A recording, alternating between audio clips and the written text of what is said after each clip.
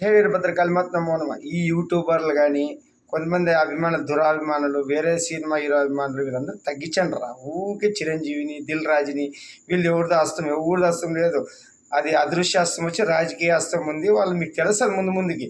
ఇంకా అక్కడ euros case పెట్టిన లండన్ పోయిడిచినాడు ఆల్రెడీ, అందుబాటులో లేకుండా ఏదైనా సెటిల్మెంట్ చేసాడు. ఇవన్నీ శివుడు చేస్తాడు, అన్ని సెటిల్మెంట్ అవుతుంది. సినిమా అఖండ విజయం అవుతుంది. ఇది ఒక పబ్లిసిటీ కిందే వస్తుంది, ఏం సందేహం అవసరం లేదు. ఒక అడుగు వెనక్కి పడిందంటే పంజా ఇస్తడానికే సింహం. ఇదంతా ముందుకు అర్థం. మన ఆయన ఇరబద్దుడు ఉండారా మనకి రక్షణ.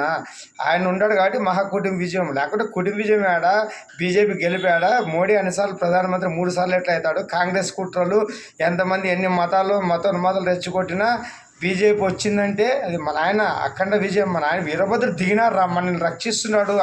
సనాతన ధర్మాన్ని కాపాడుతాడు, హిందూ ధర్మాన్ని కాపాడుతాడు. దేశభక్తితో కూడుకున్న సినిమా అది. అఖండ విజయం సాధిస్తుంది. ఏం దీంట్లో ఎదురలేదు. విదేశీ శక్తులు ఎన్ని శక్తులు ఏకమైన వీరభద్రుని మీద జుజుబే.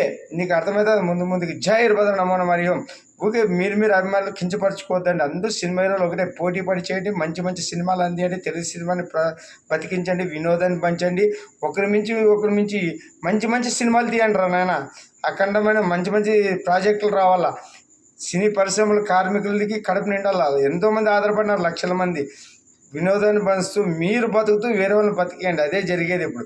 అందరు హీరోలు ఒకటే మన టాలీవుడ్ వెలిగిపోవాలా. మన భారతదేశము, సనాతన ధర్మము, హిందూ ధర్మం మీద ఇవన్నీ ఉండే సినిమానే అఖండ 2. ఇది శివుని తాండవము. జై వీరభద్ర.